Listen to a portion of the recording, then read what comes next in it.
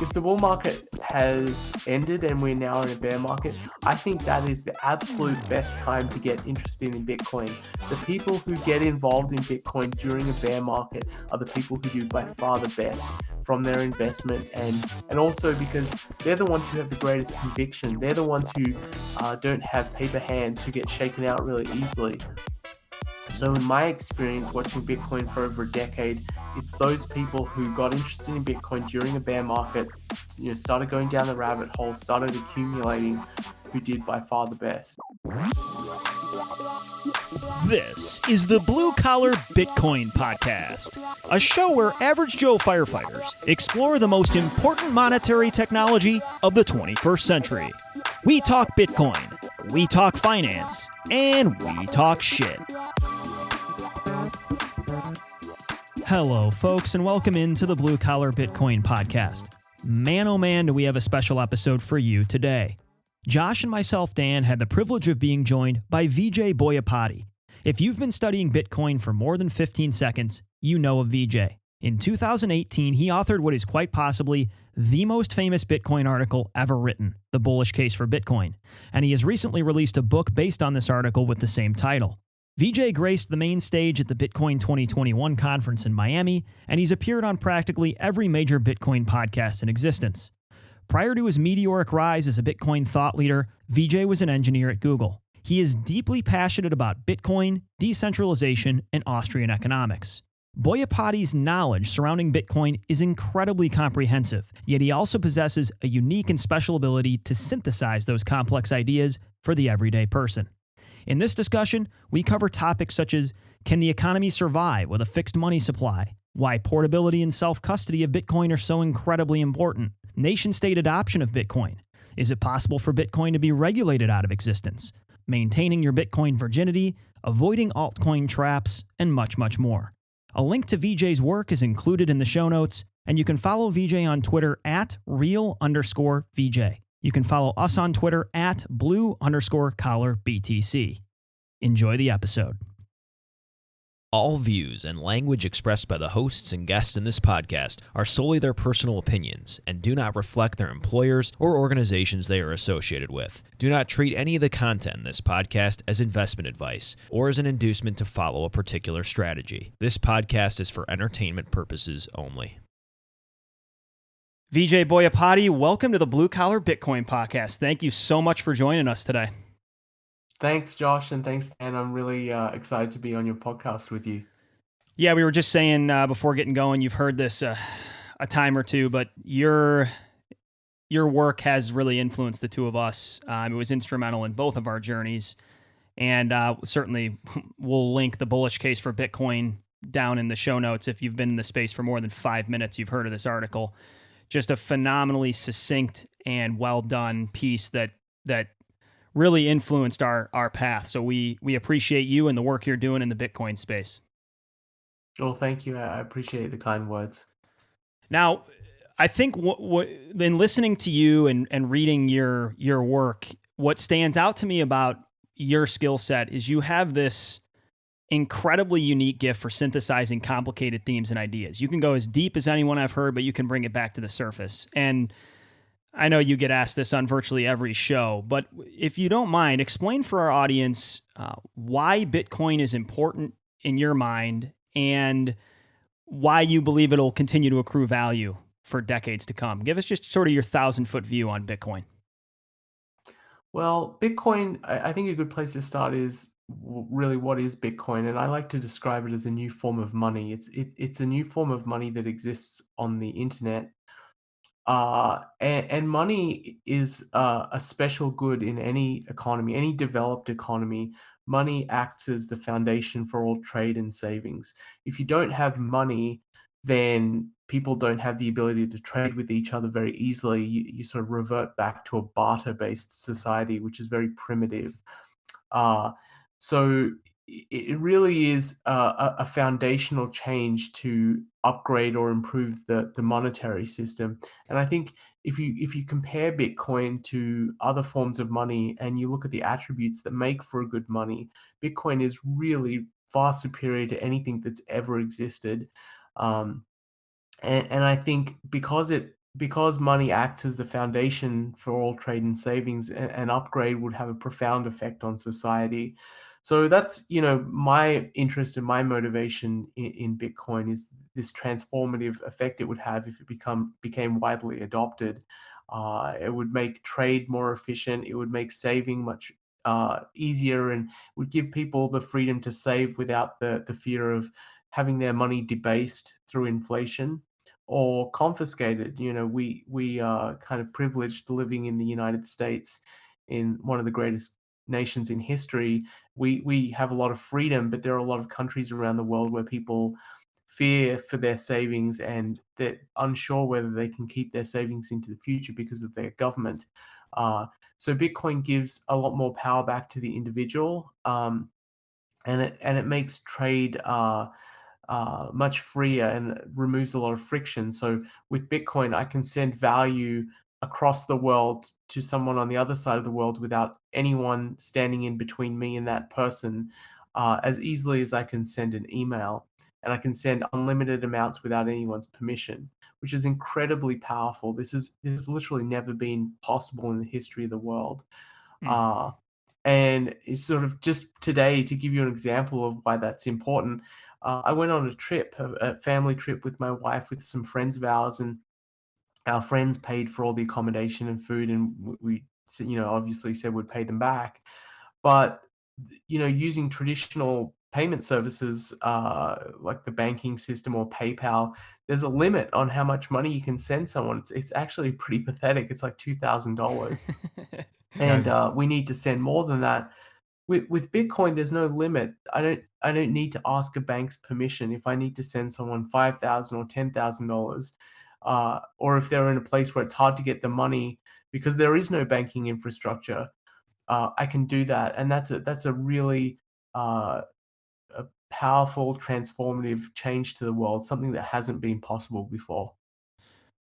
Vijay, you mentioned that sending Bitcoin is kind of like sending email, or it's just an instant digital good that can get sent anywhere instantly. Can you? I've heard you tell the story about your father having to move some of his wealth from, I think it was Australia, back to India, and he moved a significant amount of gold, if I remember correctly.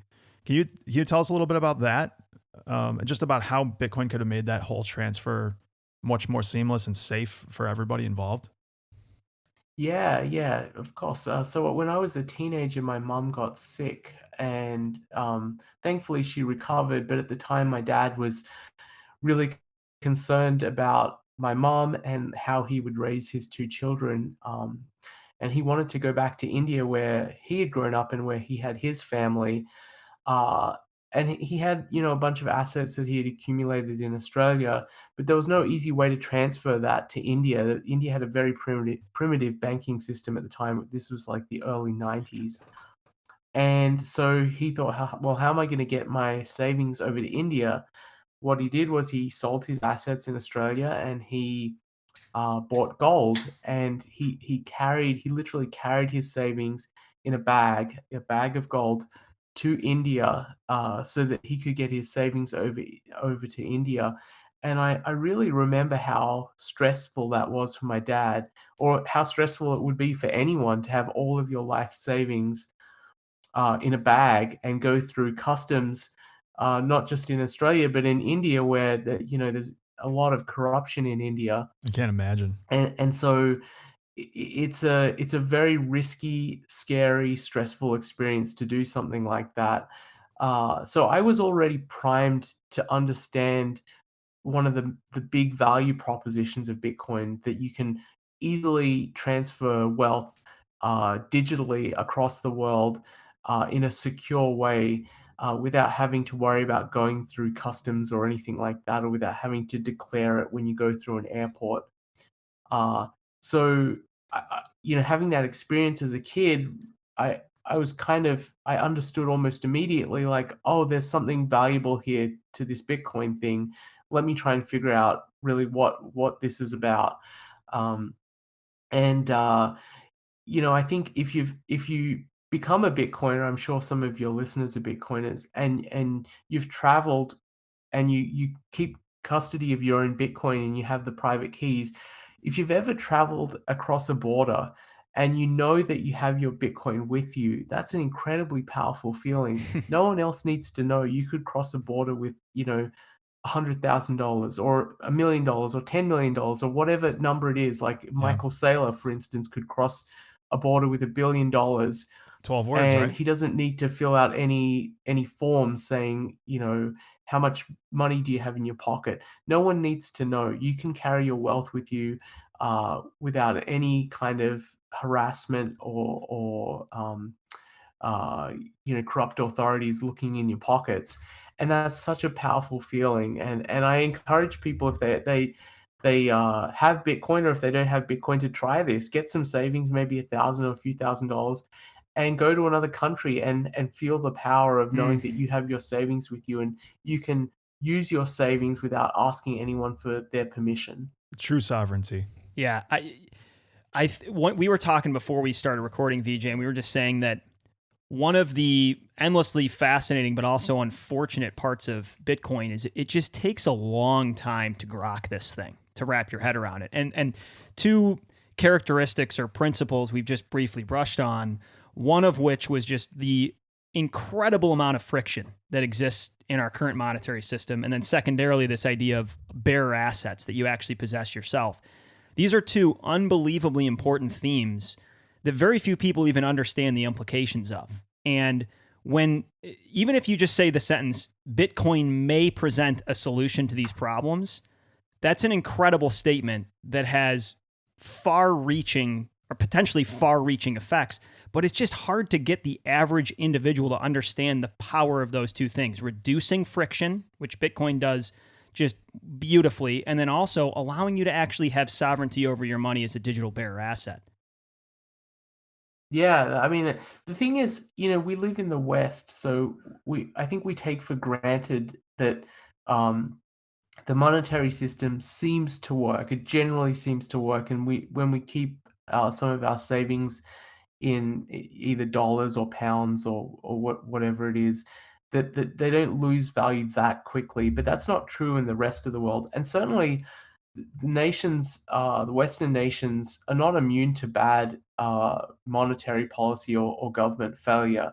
So I think, when you speak to people in places like Zimbabwe or Venezuela or Argentina, it doesn't take as much convincing, because they've already experienced what poor monetary policy looks like and how Mm, devastating it can be. yeah. I have a friend who's Argentinian, and he told me this story, which I thought was absolutely fascinating. When he was a kid, you'd go to the grocery store, and there would be a person putting prices on all of the goods at the grocery store. And when they got to the end of the aisles, they would start back at the beginning and have to start updating immediately, because prices were rising so quickly that if the grocery store didn't update their prices, they would lose value because of the inflation of their money. And so people in places like that really understand how bad it is to have a broken monetary system, because when you get paid, you don't want to keep the money for any length of time because it loses value so quickly. Now, the US dollar loses value too. It just happens slowly enough that most people don't understand or don't pay attention. And it takes a little bit more time to explain to people, hey, this is actually bad for you. This is bad for your savings. And it means that you need to find a place for your savings that is safe. Because if you keep your savings in dollars over a number of years, the value of those dollars will drop, and your savings will be melting away like an ice cube on a hot summer day. So it does take more time, but, given the unprecedented, uh, policies of Western governments over the last few years, printing trillions and trillions of dollars, I don't think that's gonna end well, and I think people in these Western countries are gonna get more familiarity with why things like inflation are so bad and so destructive to people's lives and to their savings.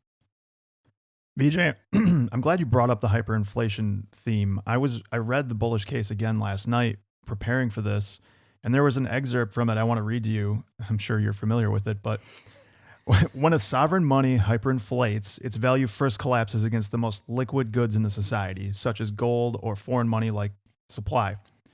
Hyperinflating money collapses against real goods such as real estate and commodities. It's interesting. I mean, you wrote that in 2018, and we're kind of watching that play out as far as I can tell in the last year in the US. We're watching real estate prices rise at a massive clip. We watched commodities move similarly, like lumber and copper and all of the constituent things that we need in the economy. Do you see that as a potential red flag for maybe the beginnings of something in that nature, or do you think that that's maybe just a smaller microcosm that could kind of be Transitory. transitory, exactly as the Fed says? I mean, I think it's certainly early warning signs that we need to pay attention to, that the Fed could lose control over monetary policy. I think the risk of large-scale inflation in the US is the greatest it's been in a decade. I actually wrote an article back in 2010 arguing that we weren't going to see inflation, but a period of deflation when the Fed entered into quantitative easing. And the monetary environment now is actually quite a lot different to quantitative easing. In a way, you can think of quantitative easing as creating a lot of money, but burying it under the ground, so it doesn't really affect prices that much. Yeah. But what we've seen today is much more inflationary because the Fed has basically done a helicopter drop of money because they've created new money that's being given to people directly through these stimulus checks. And so there's so much more money actually having an effect on the economy and sloshing around in the economy that it really is pushing prices up very quickly. And like you say, real estate is a good sort of measure of this. And if you're like a new married couple and you're looking to buy a house and you've been looking for the last couple of years, the value of your dollars has dropped so dramatically. Your ability to Mm. purchase real estate has dropped so dramatically that you can't help but notice it. Uh, so, people may not understand this in a general sense, but they can understand it in specific cases. And of course, like if you're a retiree and you have a pension, a fixed pension, you're probably going to the grocery store thinking, wow, I can't buy as much anymore. I can't buy as much meat. Milk is more expensive. Bread is more expensive. Yeah. You're starting to notice because the rate of inflation is definitely picking up, and they just reported the monthly inflation number, and if you annualize it, it would get you to an annual rate of inflation of 11%. Now, whether that's a little bit of an overestimate because this month happened to be bad, we don't know, but definitely the inflation has picked up a lot more in the last couple of years, and to the point where people are beginning to notice and say, "Well, my money isn't going as far anymore." It's I think what's fascinating for us is watching this play out firsthand in the world we live in. We're obviously in a middle class environment with, many of our peers are also firefighter paramedics, and there is amongst a younger group that doesn't own a home. There is just like this waiting game. Like, I can't afford to buy the house I was interested in a couple years ago, so I'm waiting. But I mean, I feel, and obviously we're looking at a small sample size in terms of we're looking at 1 year post COVID, but I don't think there's another way to frame that other than to say buying power is going down. And that's part of the reason we're so passionate about this. Like, we embarked on this podcast because we want to disseminate information to our peers to help people protect their wealth and their hard work. And there's just not that many solutions out there. And when you get exposed to Bitcoin, it's hard to get unexposed. It's something you can't unsee once you see it.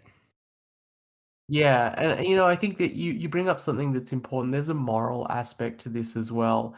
Uh, Inflation is really a very insidious form of taxation. It's taking the fruits of your labor, your savings away from you without really asking your permission. Uh, Whatever you think about the role of government, whether it should be bigger or smaller, I think taxation is just generally much more honest than inflation. Because when you tax a population, you have to go into their pocket and take the money directly, and they can see the money being taken away.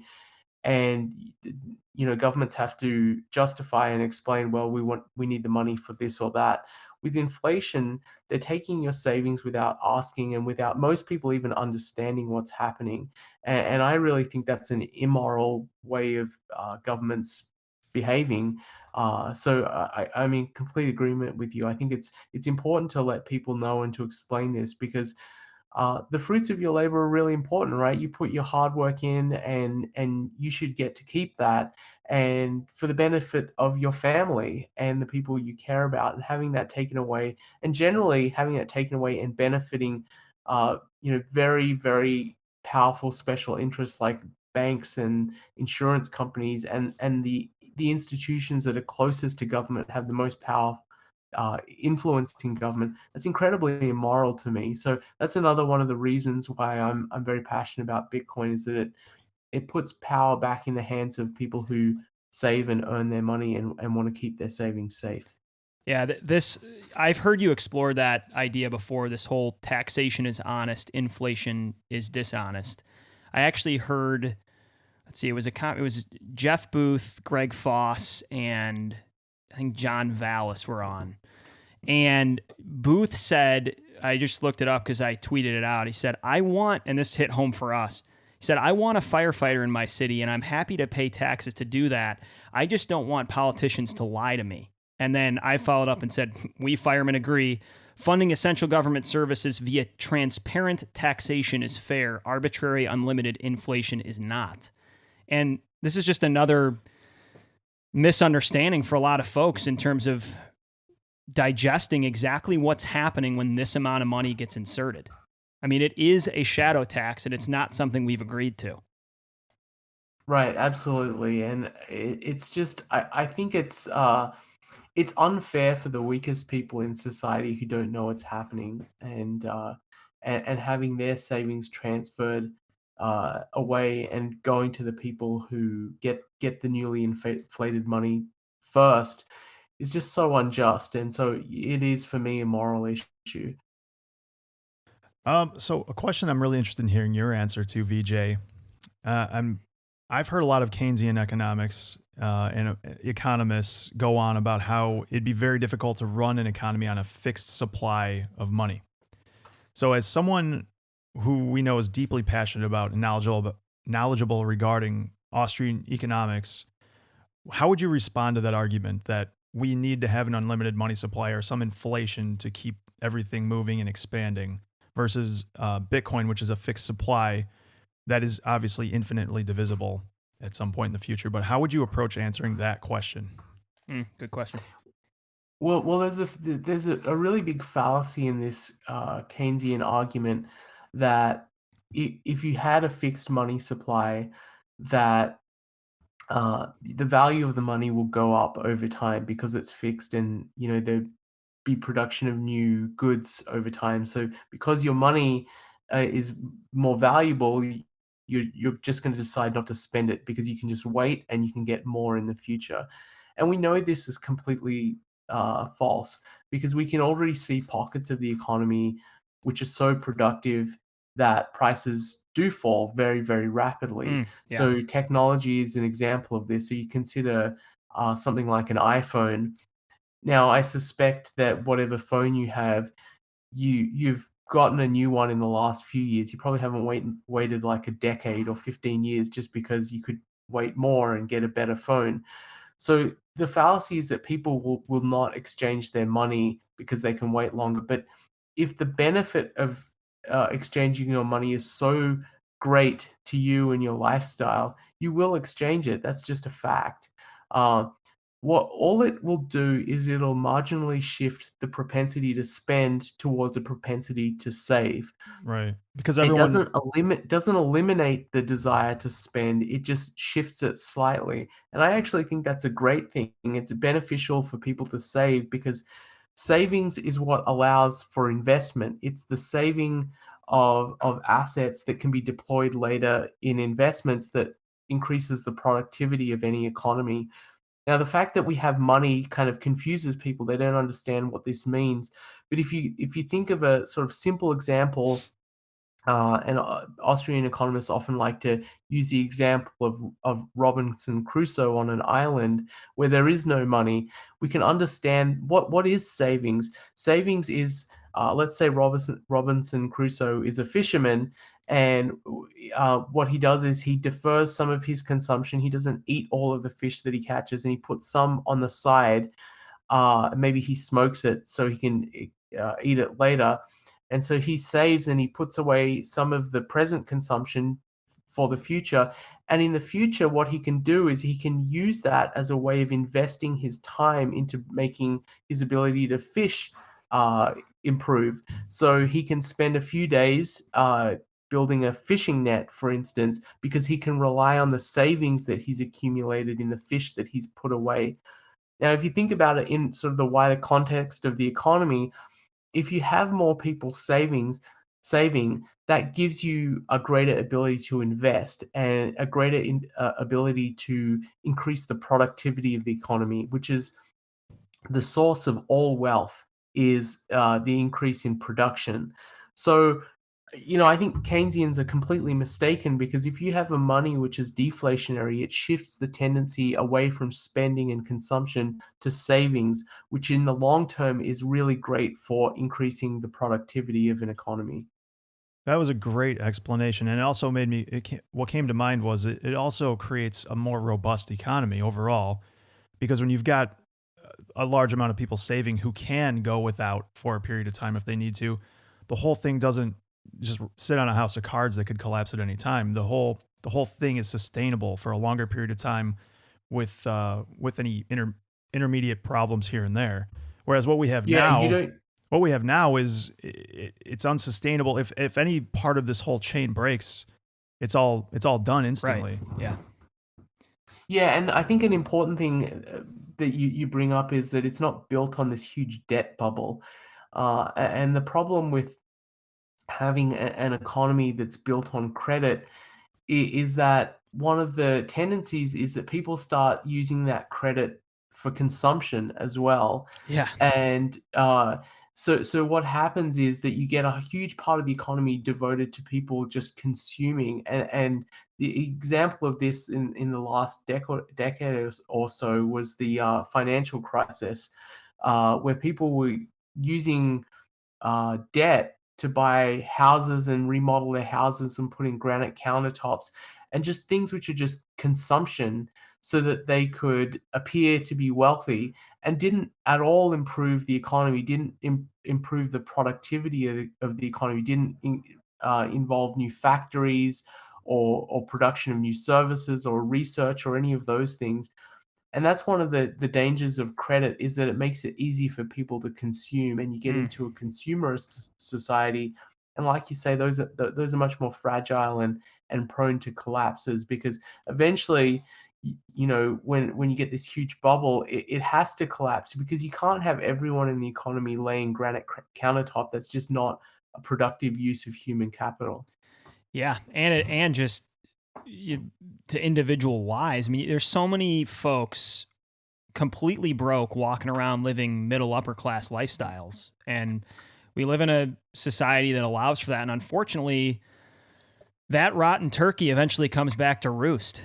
And you can get away with being over leveraged for years and decades at a time, but eventually it catches up to you or your offspring, one of the two. So yeah, it's on a macro level all the way down to the individual level. It can be extremely harmful. Yeah, Um, and the danger I see, just a quick comment on that. The danger I see is that every time these bubbles begin to pop, and the economy gets back to a state of being healthy, and not so over leveraged, the Fed steps in and says we're not going to allow this to happen. So our economy is becoming more and more leveraged, and I really worry we're going to get to a point where the whole house of cards collapses in one go, and it'll be disorderly, and it'll result in social unrest. yeah. um, that's what concerns me the most, because if you keep inflating this bubble, it just means that you're delaying this major correction that's going to come down the line. Do you see any way that Do you see any way that this could happen orderly and we could transition to something like Bitcoin or Bitcoin itself? Yeah, Which, VJ, we actually spoke with Greg Foss 2 days ago, and he was, I think this was out of the goodness of his heart, but he was saying he hopes that two parallel systems can exist together, the Bitcoin system and the fiat system, and that the entire house doesn't get torn down, but we can remodel room by room. What's the future you envision, like Josh just asked? Do you think that's even feasible? What do you think is likely to play out we're in our 30s, like let's say in our lifetime? I think that the debt bubble that's been built up in the Western world is so massive that it's really hard to unwind that or move to something else without a collapse because it's just so unstable. But this is an open question, and I can't pretend to know what the answer to this is. We're learning about what a transition to a new monetary system will look like because we're living through it, and it's Mm. happening so quickly. Uh, I am encouraged looking at the developments in El Salvador to see that they are running a parallel monetary system. They're running a Bitcoin standard as well as the dollar standard in their country.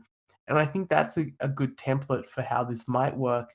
And if it does work, then that's really encouraging, right? That it is actually possible. Um, Certainly, if governments don't allow this kind of thing, if they try and suppress Bitcoin and try to grow their debt bubble in an unlimited way as they have been, then it could be very disorderly because then people are going to run to Bitcoin in desperation because there is no other alternative.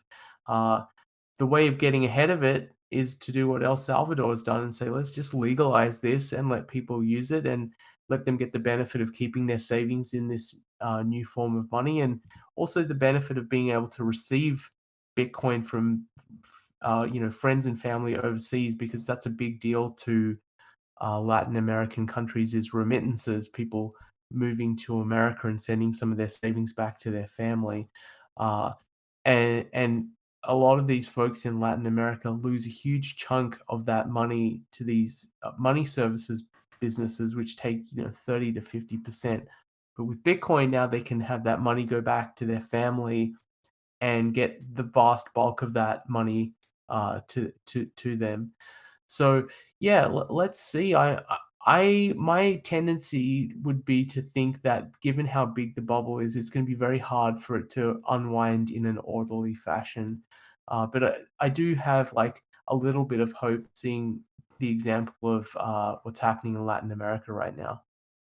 This is along a similar vein, but how do you think that this transition process impacts the valuation of Bitcoin? I know you're not here to say it's going to trade at this on X date, but on the spectrum of the thing's worthless all the way to world reserve currency, what do you think is a likely landing spot in our lifetime, and sort of how it would get there? I have pretty high confidence in the short to medium term that Bitcoin could overtake gold in its market capitalization because I think gold is Bitcoin's closest cousin as a monetary good. They both have the properties that make for really good money, except that Bitcoin is superior to gold along every one of the attributes. So for instance, one of the attributes that makes for a good money is portability. Bitcoin is just head and shoulders above gold as much. And we talked about the story of my dad taking gold to India. Um, and another attribute that Bitcoin is superior to gold is scarcity. Gold is relatively scarce because it's hard to produce, but the supply of gold does increase every year. It goes up by 2% per year. But Bitcoin has ultimate scarcity. There'll never be more than 21 million Bitcoins. So I have fairly high confidence. I'm thinking in sort of the time frame of 5 to 10 years that Bitcoin will achieve and surpass gold's market capitalization, which would give you a price target on Bitcoin. To get to the same market capitalization of gold, it would have to have a price of about 500,000 per Bitcoin.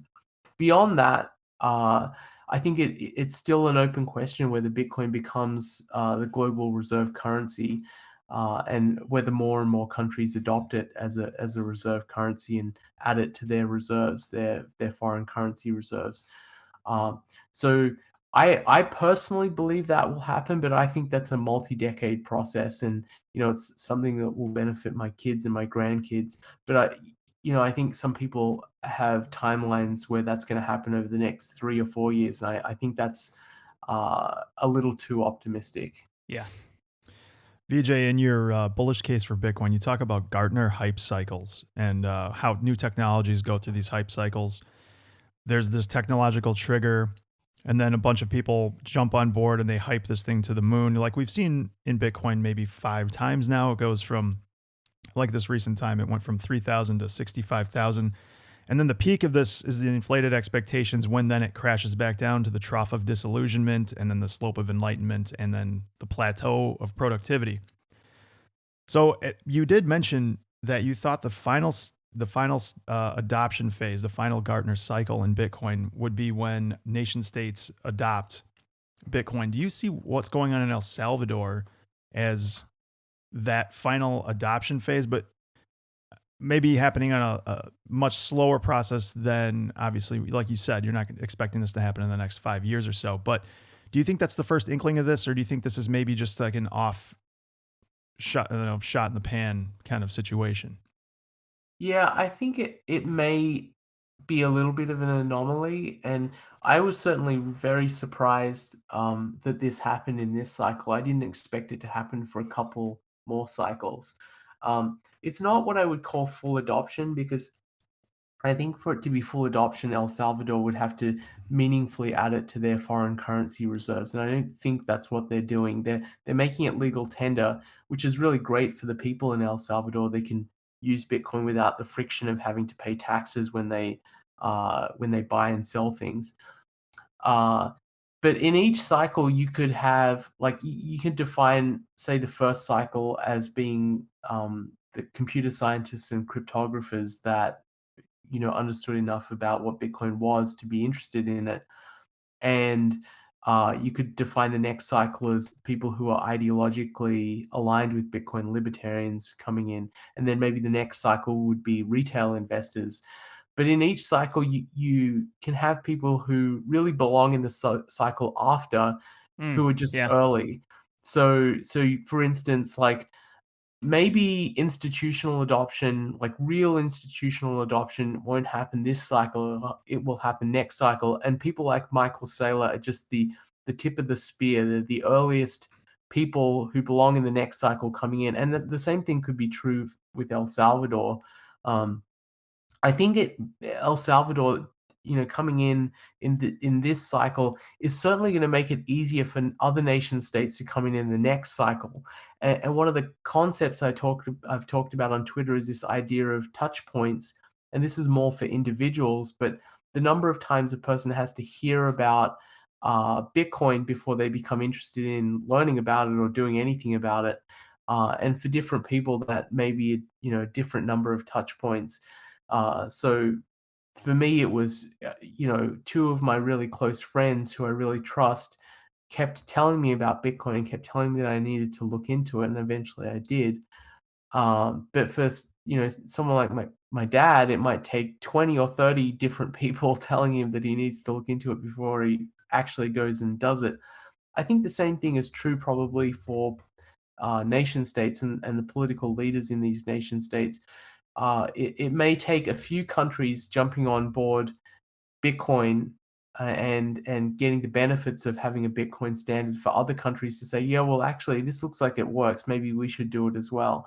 So I think that's one of the benefits of El Salvador, and now it looks like Paraguay as well is interested in following a similar path.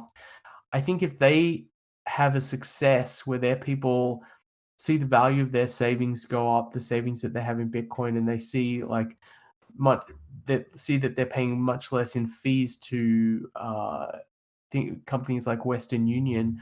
I think other countries in Latin America will fall like dominoes and say we should be doing this as well. And once you get a critical mass, then other nations will follow very quickly.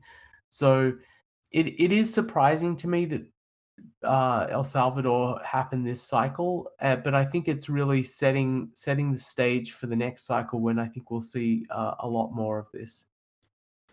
In your opinion, do you think that this current bull market is over at 65,000, or do you get the feeling that this is kind of like 2013 when we saw a double top where it sat stagnant for 6 months in between?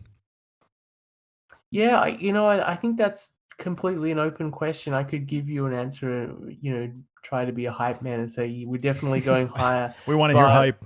yeah, As Willie Woo says, Bitcoin bull porn.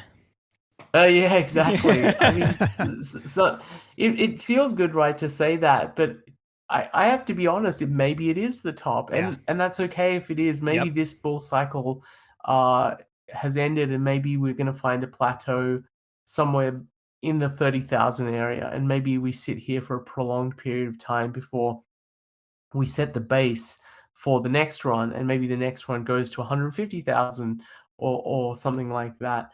And maybe that doesn't happen for another year or maybe 2 years.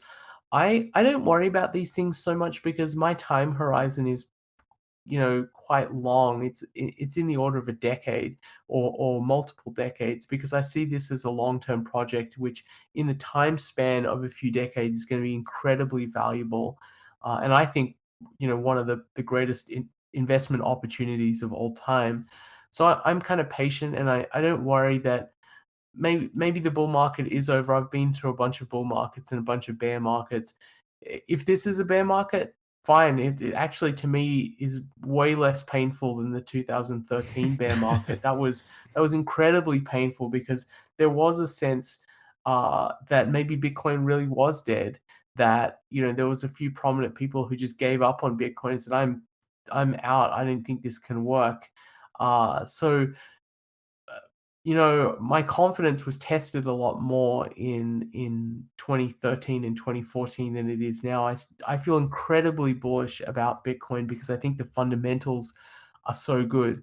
But then, Bitcoin goes through these cycles and people get really exuberant and you get this climax in price and then you have a crash and then you have sort of this plateau phase, and that's how these cycles have played out. So maybe that's what we've seen, and that's okay, at least with me. So I can't give you a definitive answer and say the bull market's going to keep going. Perhaps it could. It could be like 2013 when there's a pause, but then again, it might not. So I would say if the bull market has ended and we're now in a bear market, I think that is the absolute best time to get interested in Bitcoin. The people who get involved in Bitcoin during a bear market are the people who do by far the best from their investment, and also because they're the ones who have the greatest conviction. They're the ones who don't have paper hands, who get shaken out really easily.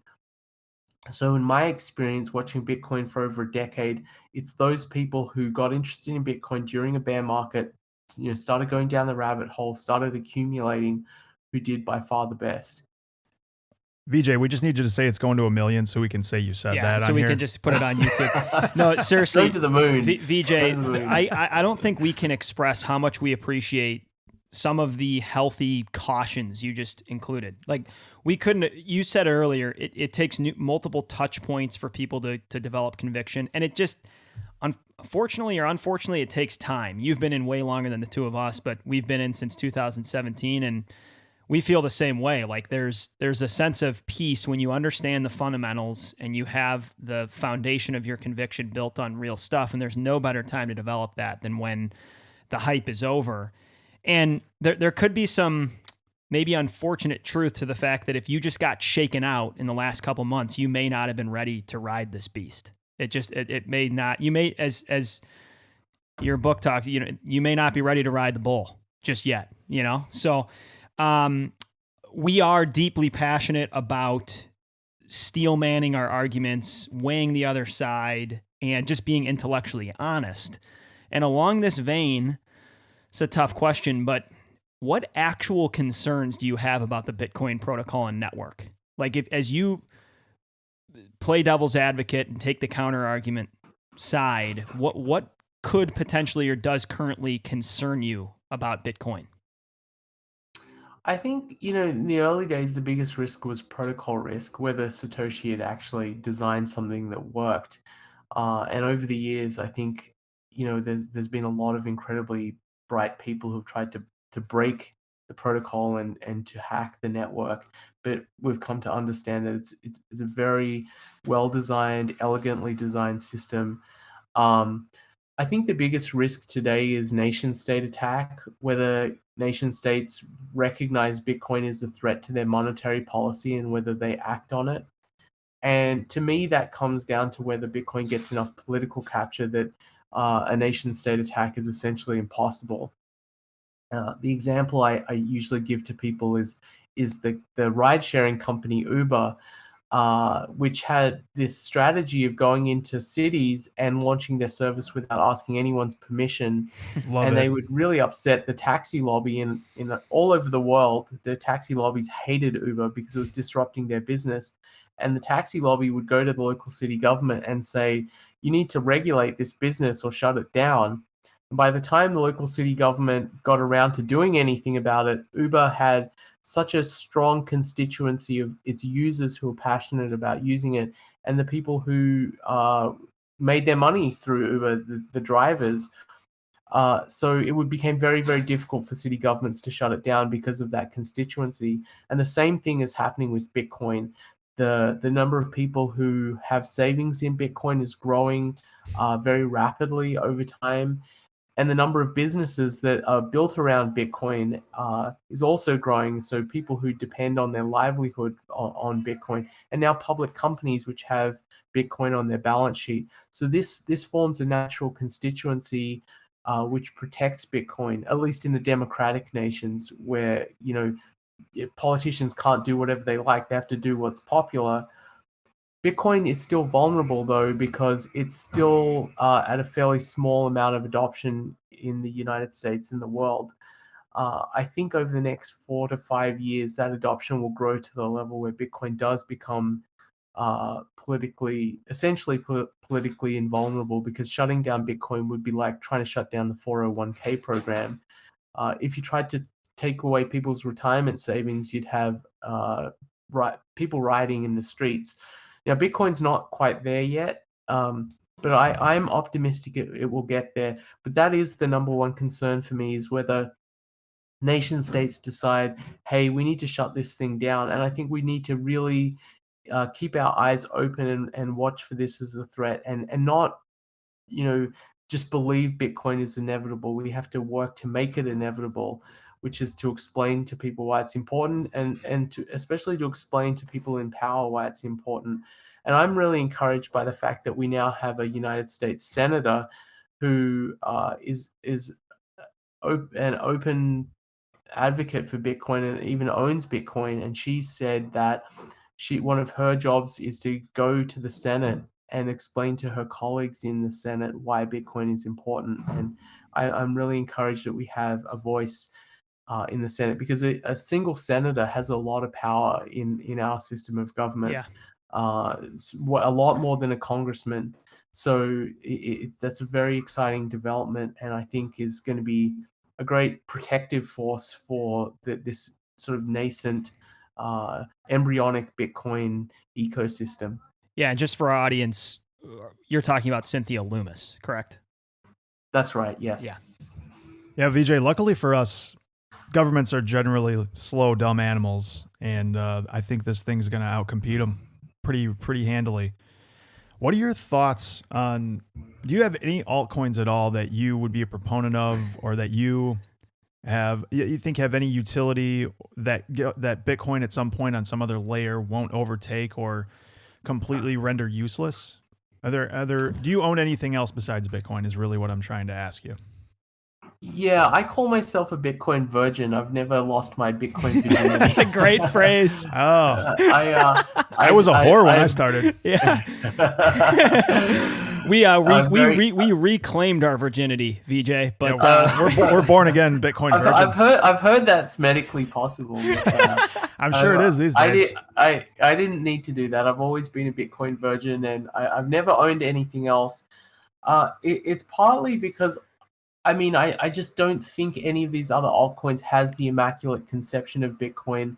Most of them, Yeah, Yeah, exactly. Most of Foss them. said Vijay Foss the other day said he's not even sure this was invented by a human being. Along the direction you're going, we actually got into talking about that with him. He was, I think he was dead serious too. Well, I mean, just from a moral point of view, it's just a great development for humankind. So you could say there's some religious significance to it as well. But I just I don't I think in any market where there's a network effect, it tends to be the most important attribute for any good or service that has that network effect. And I think Bitcoin has by far the dominant network effect in the cryptocurrency space. And it's at such a scale now that I don't think any other currency is going to be able to overtake it. And to be honest, I think I'm deeply skeptical. Most of these other currencies are just pump and dump scams. They're created by someone to make Couldn't agree money more. by mining the supply of their own coin and then dumping it on someone else. Whereas the creation of Bitcoin is very different. Satoshi mined a bunch of the early Bitcoin just to keep the network on, and he's never ever moved any of his Bitcoin. He never benefited from those Bitcoins that he mined. So it really is a very different system. There was no pre-mine. There was no group of founders who gave themselves a bunch of the supply and then dumped it on the public like Ethereum. They did that with Ethereum. Um, and if another cryptocurrency was to outcompete Bitcoin, as I think Bitcoin is outcompeting gold, then it would need to outcompete Bitcoin on the attributes that make for good money. And when I look at the attributes of Bitcoin, I just don't see how that's possible. I don't see how you can't get more scarce than a fixed supply. Uh, and I don't see how you could be any more portable. Bitcoin's digital. So I don't see room for another cryptocurrency to outcompete Bitcoin, because when a new money comes about, it has to be massively superior to the incumbent to be able to outcompete it, because the incumbent has a network effect. Fiat currencies, fiat currencies and gold already have their own network effects. So Bitcoin has to be massively superior to be able to outcompete those. I just don't see that there's any massive comparative advantage in any of the altcoins. Most of them are outright scams.